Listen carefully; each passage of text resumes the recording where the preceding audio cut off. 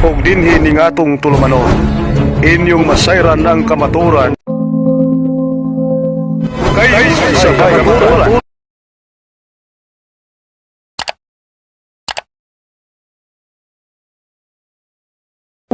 Okay, aron dinhi ta mahimong butas pagpagmara ato ang kamation kini atong igsuon kagikan sa seminaryo nga moa paambit sa iyang nakatunan sa iyang pag-eskwela sa seminaryo atong pamation sa kabatanon walain ang pinakagwapo gwapo namong tanan si Brother Wilmer Senita.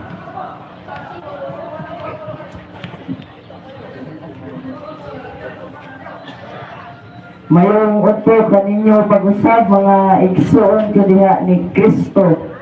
O karon nga tong pag-topic na igsuon, kanunay jud ni nato makita diri sa simbahang Katoliko. Kay ang simbahang Katoliko naghatag og mga kaparian, mga pari. Kay nay daghang Katoliko, wa kay baw nga ngano adunay pari, unsa mo'y trabaho sa pari. So, daghan ta kayo mga napoy uban nga gitawag nato og mga pastor, napoy uban gitawag og pare. Sa diha sa simbahan ni Kristo, si Kristo gatukod og pare.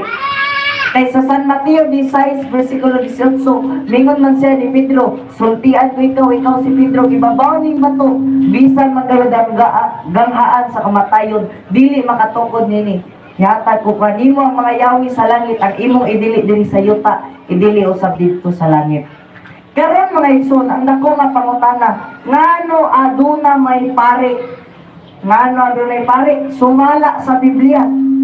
Sa diha nga si Kristo matag usa kanato, gibunyagan ta, nakadawat ta sa bautismo. Nakadawat ta sa binunyagan. Matawag nga pare kay nakapaambit man kita sa atong pagkapari o pagkahari o pagkapropeta.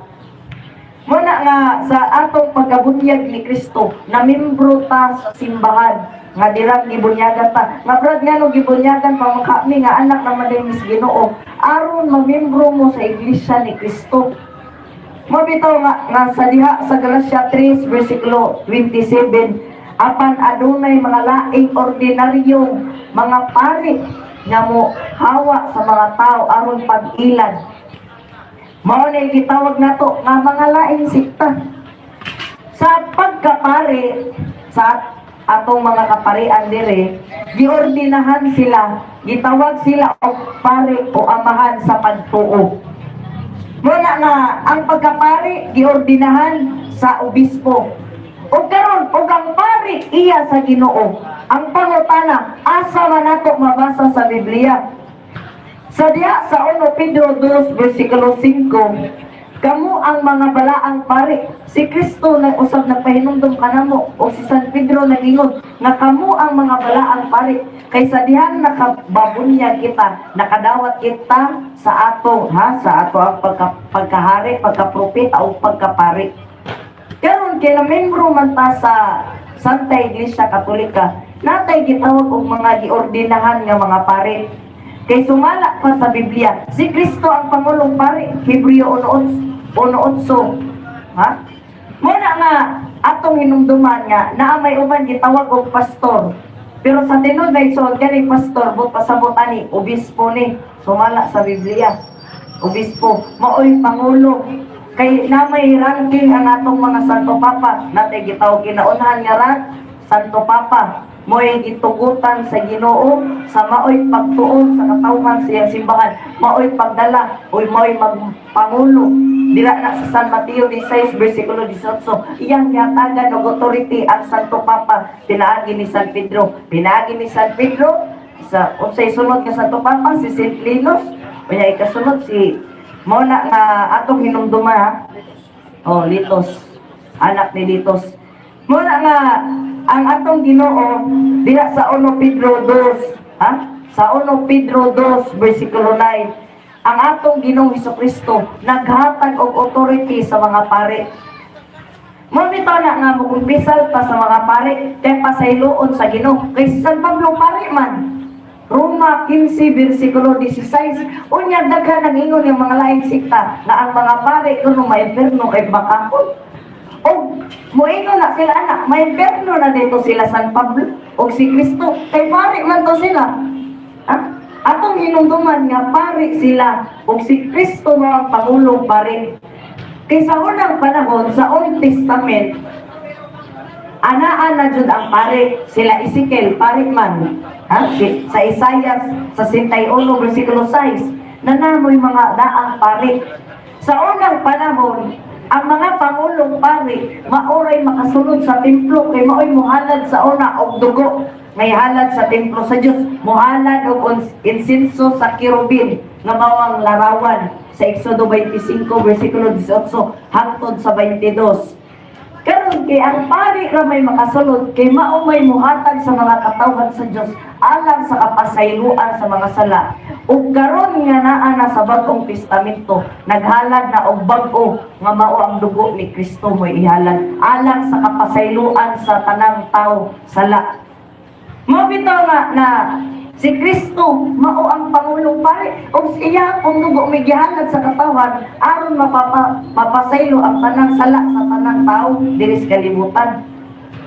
Mo bitaw na naabitaw na sa kanta sa simbahan nga Kordero sa Dios nga nagawagtan sa mga sala sa kalibutan kaluy kami Ginoo. Muna kay si Kristo man ang gihalad sa Dios Amahan, siya ang Kordero nga gihalad alang sa kapasayloan sa mga ug siya ang pangulong pare, siya ang gahalad sa iyang kaugalingon, siya pud ang gahalad nga isip karnero, siya ang gahalad. Mabitaw na ang bugtong anak sa Dios gihalad alang sa kapasayloan sa mga sala sa tibuok kalibutan. Karon naigsuon sa Malakias 3 versikulo 3, ang mga pare nga makasasala gihiluan sa Dios.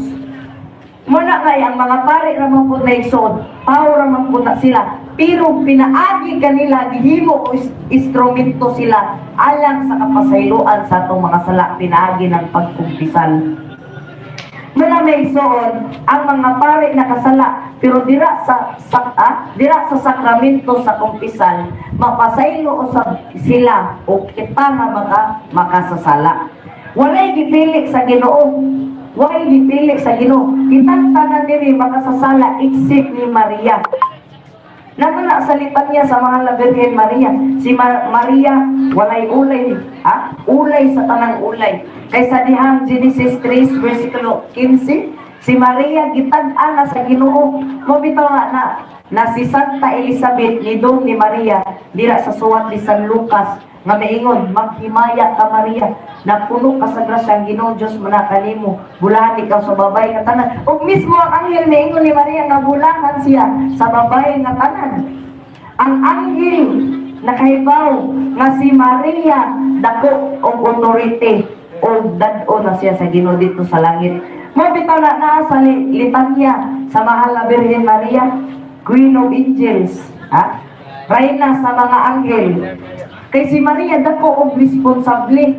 Mo bitaw nga anytime mo tawag ta ni Mama Mary, ang yawa masuko, si Lucifer masuko. Kay sa unang panahon si Lucifer may kinadako ang dranggo dito sa langit. Siya may morning star. Unya karon nga siya misupak sa Ginoo kay ganahan man siya mosunod sa ganahan man siya mahimong Ginoo tungod sa iyang garbo o pride.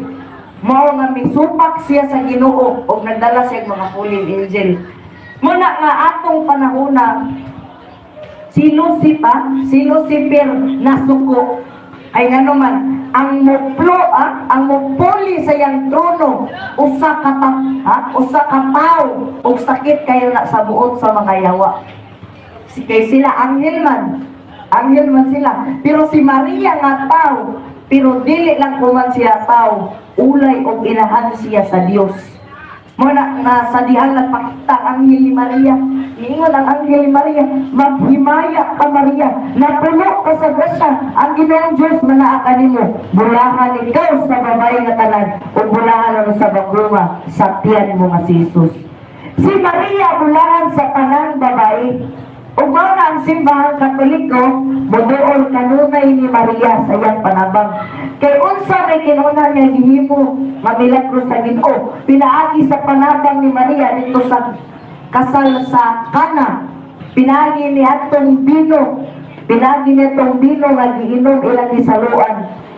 Si Maria request yang buktong anak nga mahimo katong bino. Ug wala mo dumuli ang iyang anak nga si Kristo ug iya kanang gitugot ug katong tubig na himong bino. Ug mingon si Maria, buhata ang akong anak ug unsa ang iyang gihimo kaninyo.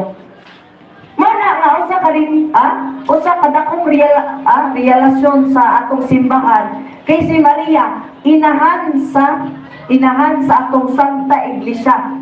Ang laing sikta, ang mga Protestante, huwag inahan ang ilang simbahan. Kinsa may lang inahan na.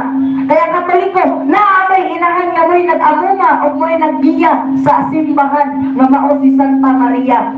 Kay si Santa Maria, usa ka dakong grasya sa atong Ginoo nga gihatag kanato. Mga sa dihang kita magampo ni Maria, atong makita ang kalipay ni Maria. Kung atong makita usab ang iyang nasakit sa dihang nakita niya ang butong anak nga gilansang sa krus. Muna nga ang atong Ginoong Jesucristo naghatag og mga pangulong pare nga siya ang pangulong pare ug nagbisti siya ni San Pedro isip maoy mangulo sa iyang simbahan. Kaya ang simbahan gihatagan og authority ug mao na gituo amo na gituoan sa Santa Iglesia Katolika Apostolika Romana. Ang simbahan Katoliko gihatagan og authority sa Ginoo. Sumala sa Mateo 16 versikulo 18. Nay gayon nga lain sikta. Nga brad, di man makaluwas ang reliyon. Ang makaluwas man mutuo ra ka ni Kristo. Maluwas na ka. Munay dakong sayop igsuon. Munay dakong sayop. Kay sa dihang kita nagtuo nga maora si Kristo ang makaluwas. Pinaagi usab sa iyang simbahan. Unsa may pulo sa iyang simbahan ug muingon na si Kristo ato. Mabito nga si Kristo nagtukod og iglesia kay nakaibaw man si Kristo nga daghan mutungha na nagpakaroon ingnon nga sila tinungkod ni Kristo. Muna sa San Mateo 16 versikulo 18, usa lamang ka iglesia ang gitukod ni Kristo nga mao ang Romana Santa Katolika Apostolika Romana. Muna nga si Kristo sa dihang sa simbahang Katoliko naghatag og mga pari. Kay sa Roma 15 versikulo 16, si San Pablo pare ug usab si San Pablo nagpasaylo sa mga sala sa katawhan sa Dios. Kay si San Pablo usa sa kaniadto nga patayay sa mga Kristiyanos. O niadtong panahon na nagpakita na niyang Ginoo kay daghan na kayong mga dugok nga iyang napatay ng mga Kristiyanos o wala ka gwanta Ginoo iyang ipakita og nabuta kalit pag-usab si San Pablo iyang gingon. Pablo, nganoy man imo kini gibuhat kanako. Og niadto nabuta si San Pablo. Og nato iniingon siya nga adto ka mundo kadito para magpabunyag og kanang imong mata mabaling pag-ayo pag-usab. Unsa may gibuhat ni San Pablo? Ang gibuhat ni San Pablo isuon sa pagkahibaw niya nagpadayon na siya o pagwali sa pulong sa Dios. Nga makita diri sa Biblia mga suwat ni San Pablo 1 Corinto, mga Kronikas, diri sa Corinthians. Muna nga si San Pablo pare sumala sa Biblia sa Roma 15 versikulo 16 o sa Hebreo 3 versikulo 1 mauni si Kristo ang Pangulong Pare. Si Kristo mao ang Pangulong Pare. Muna nga atong bantayan kanunay kay si Kristo usa ka Pangulong Pare. Ang laing sikta sige atake sa mga pare. Nag-atake na po sila ni Kristo. Nga naman kay si Kristo Pangulong Pare man. Na baon ito na nga ang tananong laing sikta kanunay sige atake sa Santa Iglesia Katolika Romana kay ano man ang kamatuoran sakit man. Muna nga sa atong pagkakatoliko, atong panindigan ang atong pagkakatoliko. Nay mangutana nato, butupag ta kanunay, Kaysa diyan kita mutubag kanunay, nakapahimangno kita sa suwat ni San Pablo sa 1 Pedro 3 versikulo 15. Pag-andam kamo kanunay sa pagtubag, kung kinsa makipakigsayon kaninyo, tahura o respetuan. O diha sa Juan 1:8 versikulo 38, kay unsa may kamatuoran. Ha? Muna nga kitang Katoliko, matubag ta kanunay sa mga pangutana sa laing sikta.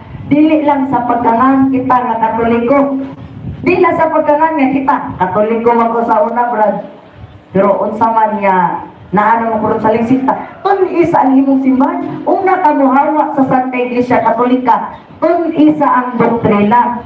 Kay ang simbahang Katoliko, meaningful, taas kayong pasabot aritang mga sakramento. Ang mga sakramento, according to the Bible, mabasa man sa Biblia.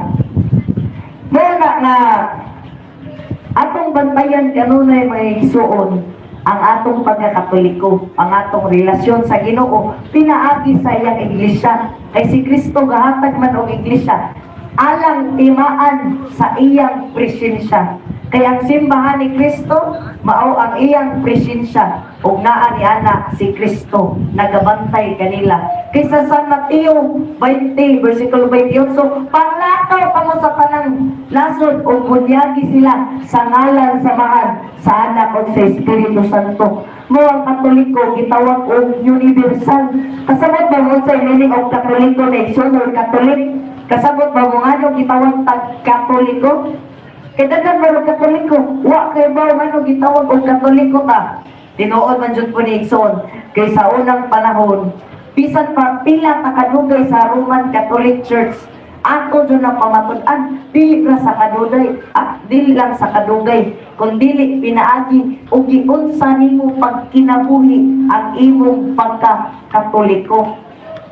Mao na may igsoon nga ang Roman Catholic Church gitawag og Roman tungod kay kana usa ka universal o lukop sa tanang nasod.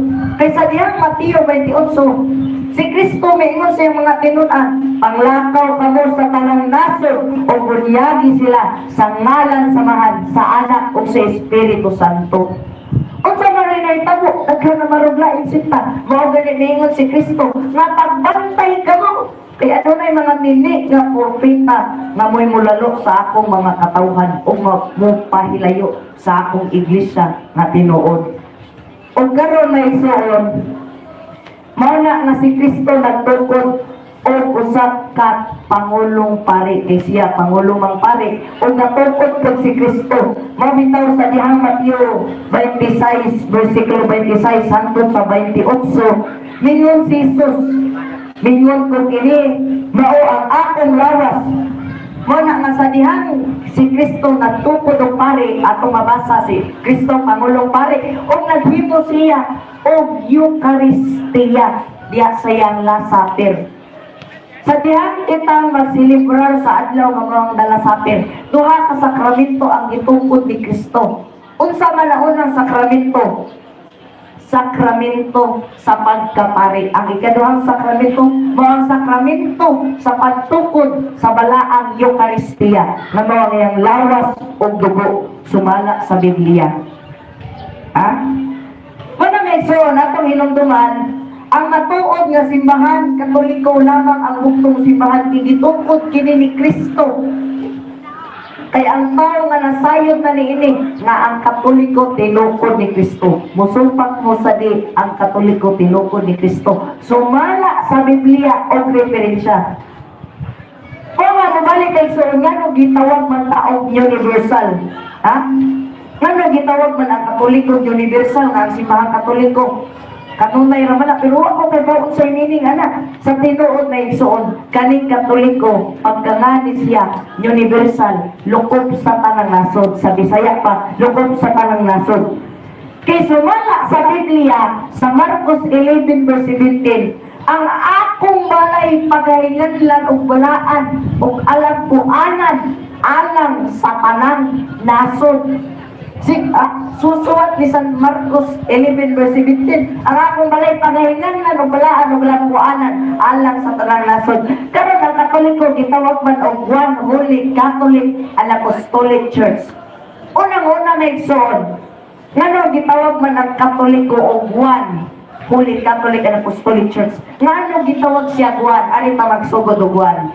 Sa pagkangan nga Juan, suma sa San Mateo 16 versikulo 18, usa lamang ka iglesia ang gitungkod ni Kristo. Lingon man si Kristo ani, sultian kay ikaw Pedro, ibabaw ni matutukoron ko ang akong simbahan ug bisan na yun ang gamahan sa kamatayon, dili makaruntong nini. Ihatag ko kanimo ang mga yawi sa langit, ang imong idili diri sa yuta, idili sa dito sa langit. Ang imong itugod diri sa yuta, itugod ko sa dito sa langit. Atong bantayan igsuon, nga ingon si Pedro, akong tukuron ang akong simbahan. Wa mo ingon si Kristo, akong tukuron ang akong mga simbahan. Wa mo ingon si Kristo, I will build my churches. Wa siya mo ingon nga, daghan ang iglesia nga iyang gitukod, kung dili usa lamang ka tinuod nga simbahan. Muna gitawag ta og one. Ikaduha, kano gitawag man tag one, holy. Kano gitawag man tag holy. Sa pagkangan nga balaan ang simbahan ni Kristo, sa pagkangan nga balaan, kay balaan man ang simbahan, dili ang nakapabalaan ang mga tao, kundi ang founder nga mao si Kristo. Kay sa diyang Mateo 16 versikulo 18, si Kristo ang natukod, mao usab ang simbahan balaan. Kay sa diyang sa suwat ni San Pedro, pagpakabalaan kamo, kaya ko balaan mag-usab.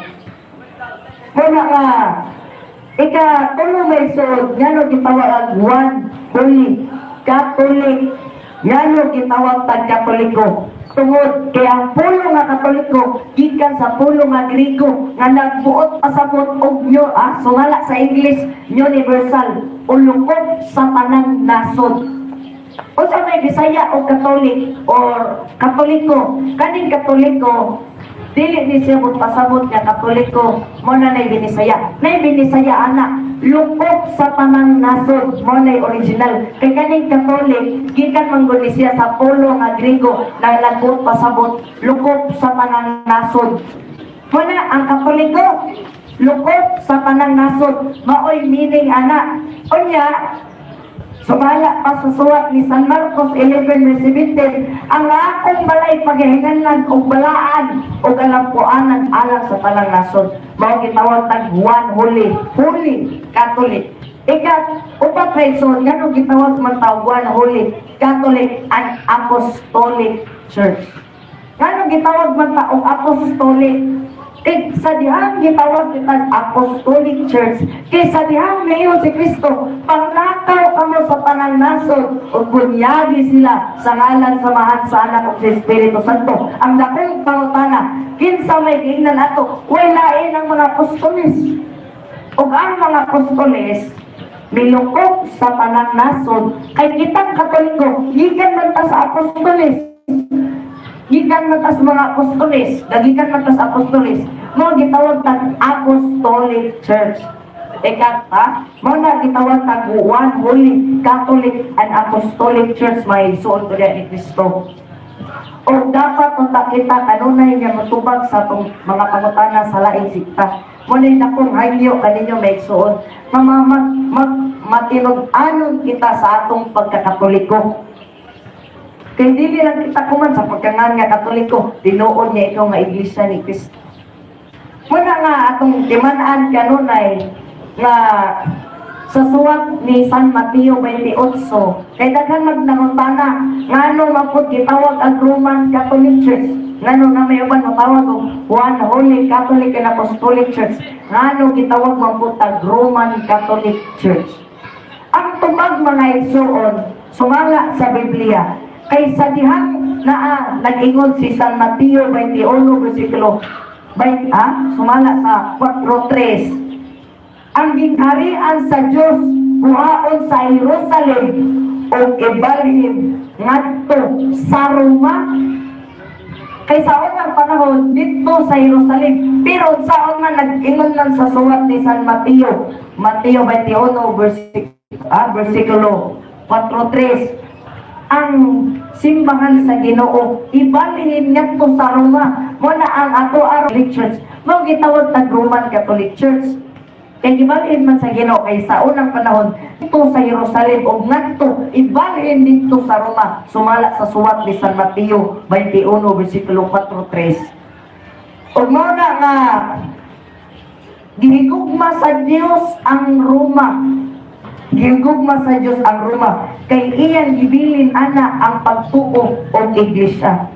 Sumaw na nga kitawag kitang Romano Katoliko sa kay naa kana sa Biblia. Roma 1 verse 7 hangtod sa 9. Wala nga ang Katoliko daghan jud meaning. Nay uban mo tawag og Roman Catholic Church, napay uban mo tawag og Katoliko, napay uban mo tawag og One Holy Catholic and Apostolic Church. Makalibog igsoon ba? Makalibog siya.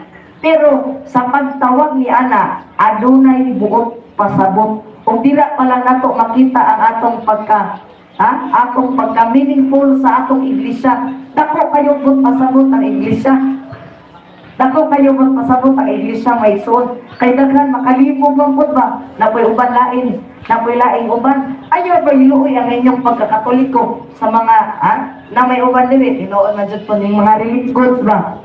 Aning mga relief goods ipanghatag nga natay Bible sharing unya natay pagkaon ug naa gani manuktok ninyo sa inyong pultahan niya mga laing sikta nya Katoliko mong dako sa di mo magsugod sugyuti sa nang ilang ministro or pastor nga sa di pa magsugod og Bible sharing brad nakoy hangyo kaninyo nga magrosaryo sa tarki ba magaga na sila.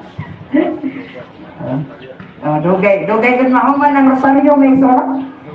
No, pero og anad na mo magrosaryo, dali manay, kinaanad na mo pud mo. Bible na talit sa aning kalakiha. Pero angay ta manabang sa mahal na Birhen Maria, kay sa dihang kita magrosaryo na ay saad si Mama Mary. Pagyaning Domingo atong giselebrar ang kapistahan sa Divine Mercy. O karon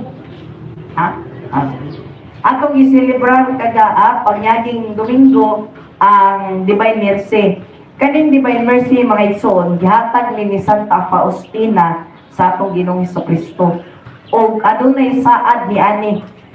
Og naa may larawan sa Divine Mercy naa sa diary ni Santa Faustina kung kinsa ang mobineration ni adtong imahina or motahod sa imahe sa Divine Mercy dili magsapir sa kalayo sa impierno. Unya, ikaduha, adunay saad ang Ginoo. Kinsa ang magdibusyon sa iyang tibuok kasing-kasing o tahuron ang pag-ampo sa Divine Mercy, dili gayud dili gayud mabutang sa kalayo sa impierno. Wala kayang luwason kay sa dihang sa atong kamatayon ana kanunay ang Ginoo mugiya kanato. Og atong timan-an kanunay nga sumala pa diri where the bishop is there let the multitude of believers be even as where Jesus Christ is there is the Catholic Church. Muna may suod sumala pa ni St. Ignatius of Antioch nga ang simbahang Katoliko asa ang simbahang Katoliko sab si Kristo. O asa ang simbahang Katoliko kay ang simbahang Katoliko lupot man sa bangasod og si Kristo anaa usab niya ang simbahan. Og daghang salamat o God bless you always. Okay, salamat ron sa mga lindo kayo nga pagpambit. So, kasayod ko sa mabot, mulikon pa yun ang imuhang mga nakatunan o mulikon pa yun mo pagto. Yes, okay, ulos 12 naman mga higala. Dali na kayong oras, salamat kayo kami magpasalamat sa tanan nga nagpamati karon. Sa tanan nga nalinda o namalit, salamat sa inyong pagani. O sa tanan nga naghahatag po natong pagtugot nga makahimo kita nini at ang mga barangay officials diri sa Pagansor, naguluhan ni Honorable Kapitan Angelita Digamo. So sa tanan nga mga barangay official, tanod, o sa mga kapolisan nga nasa kalsada, o sa itong mayor, o sa itong obispo, sa itong pura paroko. Salamat kayo sa inyong pagpaluyo nitong programa sa Mercado. O nga rin napuso sa bubog o sa akong mga kauban niya so salamat kayo sa inyong pagtambong sa tuang kada first and third Thursday. O salamat usab sa mga sponsors. Salamat sa nagpadala na tong tubig, snacks. Salamat kayo. Ninyo tanang Ginoo may bawo mo balos. O pilo-piloon pa ang iyang ihatag diha kanini. Ato rin tapuson sa buko kapagampo sa samahan sa anak sa Espiritu Santo. Amen. Ginoo, salamat kayo sa mga grasyang imong gihatag kanamo. Salamat sa hangin tubig sa ulan nga mo nga paymustan karon. Dalaygon ka sa imong mga kayo. O pinangini ang among pagalaktang karon, tanang namaligya, tanang niya namalit, mamauli, ilikay sila sa mga katalagman, disgrasya, o kisa man adunay mga balatian karon, ikapaginoo ang mga sakit sa lawas o kalat.